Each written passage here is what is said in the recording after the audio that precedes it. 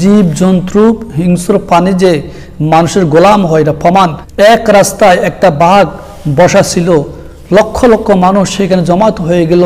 এই বাঘের ভয়ে মানুষ রাস্তা পার হইতেছে না, সকাল থেকে দুপুর পর্যন্ত এইভাবে মানুষ আটকে আছে।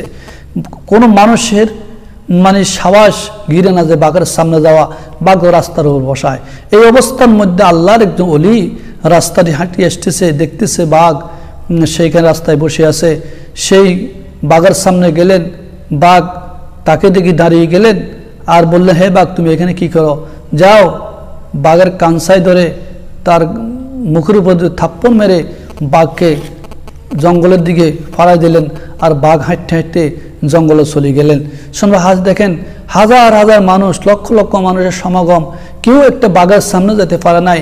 আর আল্লাহর একজন মাকলুক, একজন বন্দা, একজন আলেম, একজন ওলি সেই বাঘকে থাপ্পড় মারলেন, আর বাঘ তার থাপ্পড় খেয়ে বাগানে চলে গেলেন। তাহলে এই বাঘটা তাকে কেমন মানছে, অর্থাৎ বাঘ তার গোলাম হয়ে গেছে।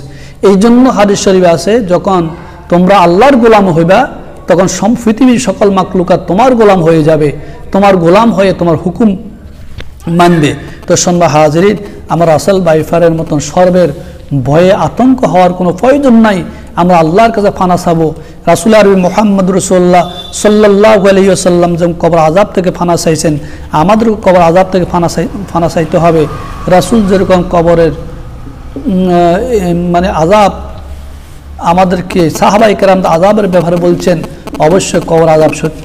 তো আল্লাহ যেন আমাদেরকে আমল করার তৌফিক দান করে। এই জন্য আমরা এই যে হাদিসটি আমি আপনাদের সামনে আলোচনা করেছি, অবশ্যই এই হাদিসের উপর আমরা আমল করার জন্য চিন্তা করি। তাহলে বললাম বুখারী শরীফের 1302 নম্বর হাদিস। এই 2 নম্বর হাদিসের মধ্যে আল্লাহ রাসূল বলছেন, দুইটি কারণে দুই ব্যক্তির কবর আযাব হইতেছে। কিসের কারণে? সগলখুরি করার কারণে, আর সগলখুরি আর পেশাব থেকে অপবিত্র না থাকার কারণে, পেশাব থেকে অপবিত্র থাকার কারণে এই জন্য কবর আযাব হইতেছে। এই জন্য আমরা সগলখুরি করব না, মানুষের বদনাম করব না, মানুষের ফিজে বদনাম রটাবো না, আর পেশাব থেকে সবসময় পবিত্র থাকবো। পেশাব করে কুলুব নিব, কুলুবের পরে পানি খরচ করব। তো আমি বলছিলাম যে বাউল ফর আযাব কি হুকুমত, পেশাবের উপরে আযাবের হুকুম কি? কেন?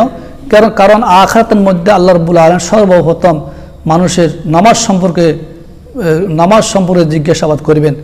যে ব্যক্তি নামাজের হিসাব দিতে পারবে সেই ব্যক্তি আল্লাহর আযাব থেকে বাঁচতে পারবে। এই জন্য নামাজের জন্য পবিত্রতার শর্ত।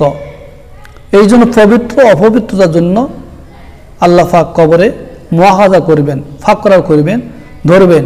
এই জন্য আমাদেরকে কবর আযাব থেকে বাঁচতে হবে।